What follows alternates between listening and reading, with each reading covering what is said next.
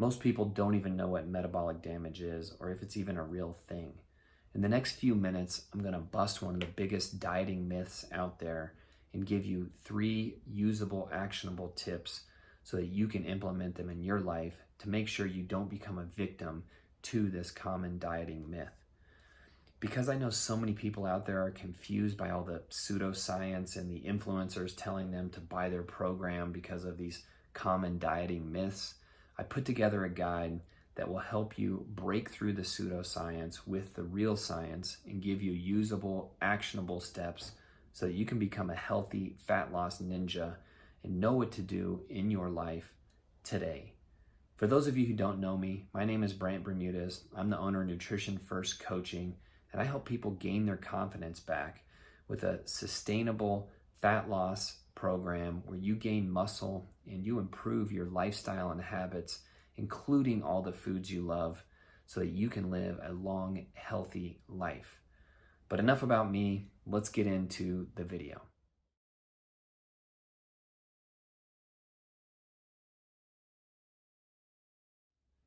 First, I think it would be helpful to define metabolic damage. It's basically a state where your physiology isn't functioning like it should and burning as many calories as it needs for your activity level.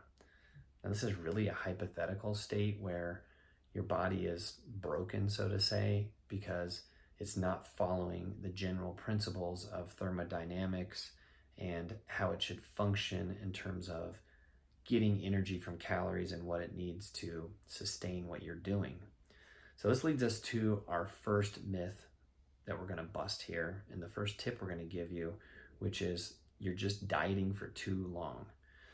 Basically what they're trying to say in this is that if you stay in a calorie deficit for too long, you're going to break your metabolism and you're going to end up going into a mode where you can no longer lose weight.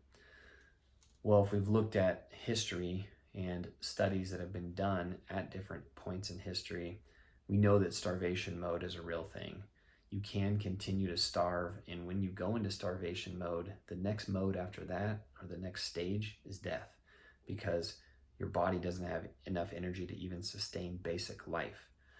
So this doesn't happen if you're kind of in this ongoing calorie deficit. What does happen is your body's pretty smart and it doesn't want to lose more weight. So it starts slowing things down. It starts slowing down how much non-exercise activity you're performing.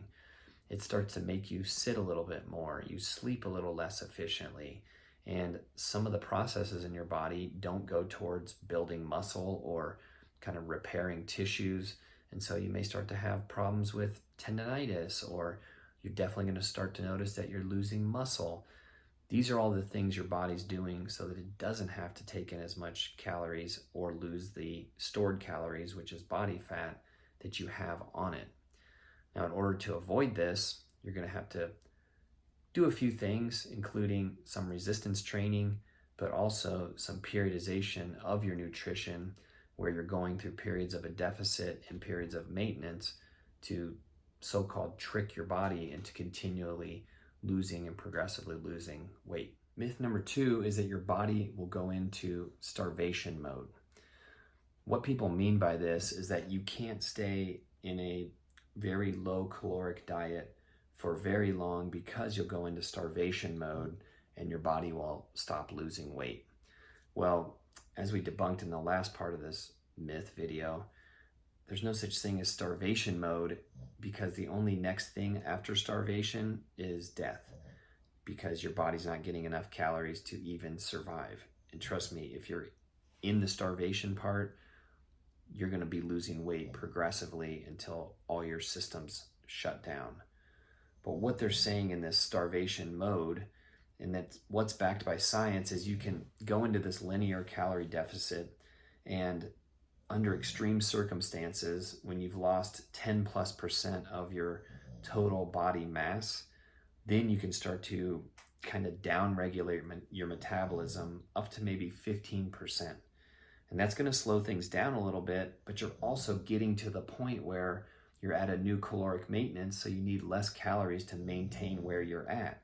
So this can look like you need to keep progressively going down in your calories in order to continually lose body fat. But there's several ways around this. One of them being, like we talked about in the last myth, where you have to periodize your nutrition. The next one we're going to blow up in this next myth that comes down to what you do with the rest of your lifestyle and how you do things at the gym.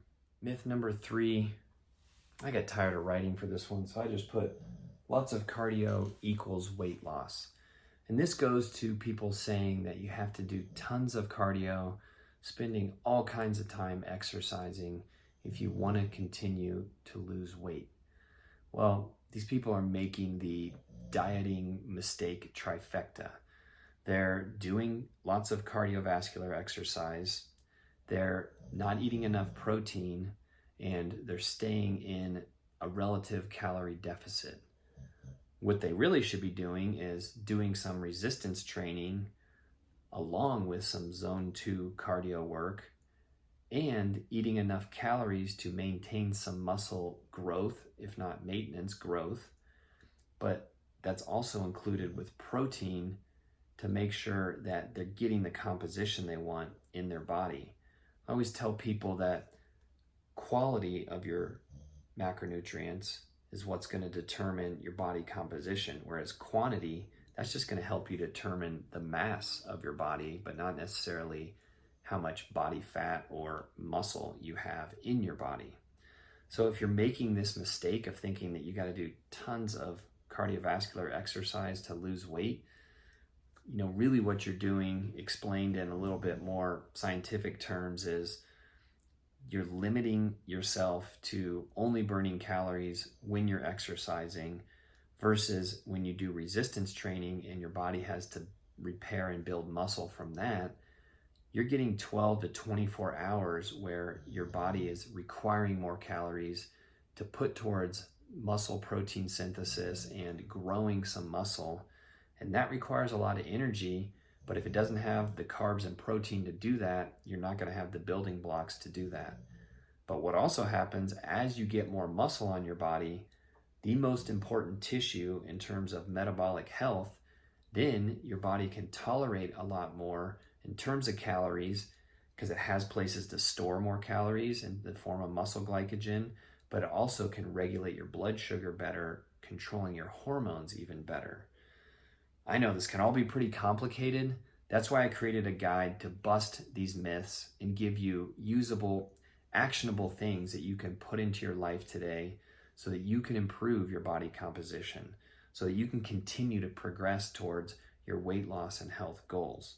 So if you want that guide, just drop me a note below, drop me a line, I'll send it over to you. No opt-in, no email, just send it over to you in Messenger. Pretty easy, give you some usable content that you can apply to your life today. My gift for watching, and if you could just like and subscribe, I'd appreciate that too, and share this with somebody if you think they're making these same diet myth mistakes so that we can help them bust it as well. All right, thanks. I'll talk to you soon.